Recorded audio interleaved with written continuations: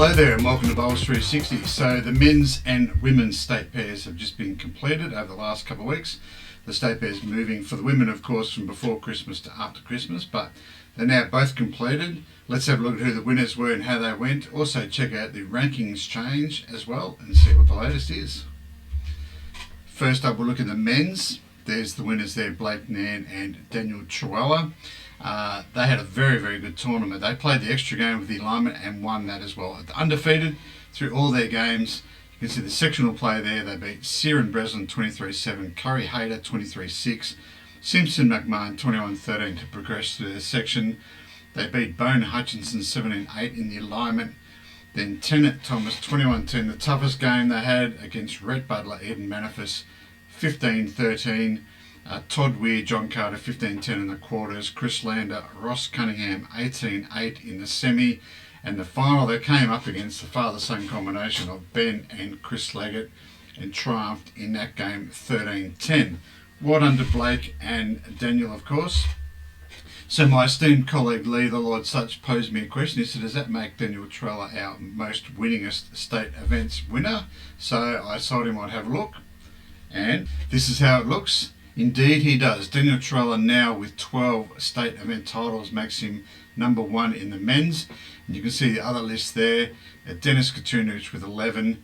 John Rinaldi 10. E. Ford, I don't know what his first name is, 10. He was a very old, back in the 20s and 30s I think. And Anthony Provost with 10. Daniel Brand, of the other current players there, Daniel Brand on 9. Steve Sahoy, I suppose he's still a current player, still playing in state events. I think the days of him winning a state title are probably beyond him though. And Blake Nan there down in 7th spot, Tom Mitchell with 6. So well done to Daniel. To be the most winningest male in the state event history is a fair accolade to have, so well done to you, DT, very well played. Let's have a look now at the ladies, and the winners there were Christina Christic and Lara Butler. And they were relatively untroubled as well, although in their sectional game they did have a drawn match against Gilchrist and Redden.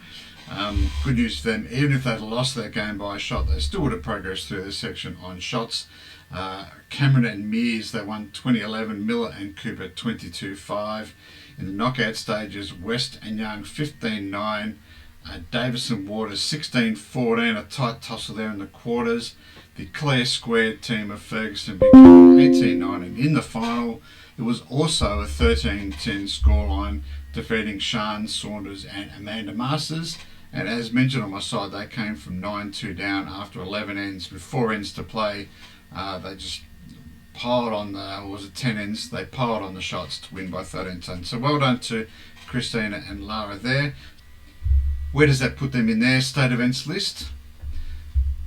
So Therese is way out in front for the ladies. She's on 19 state event titles.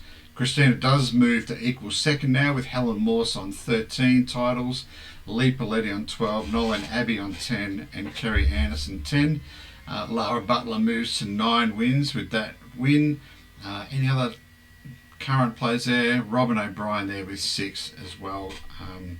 Could move up a spot. Roma Dunn, of course, still playing, doesn't really enter too many state events. Probably her days of winning events behind her as well. So well done to our state pairs winners there. Where does that put them in the rankings? I'm glad you asked. So let's firstly look at the men.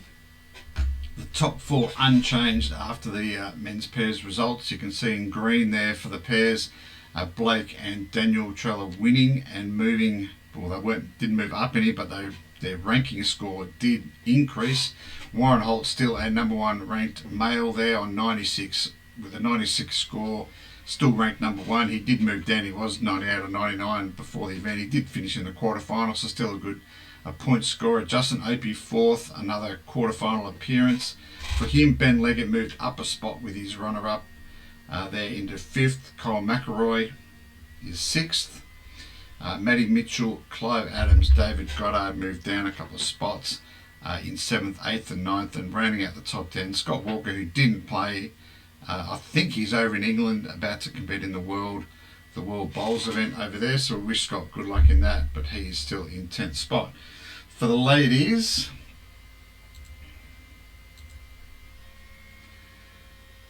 Their top rated player at the moment is still Lisa Featherby. She's still number one. Chris Ace Watson was number two. She's still number two. Christina Van Nierop moved up. Well, she didn't move up, but her ranking score closed in. She was about 80 before that event, now on 85.75.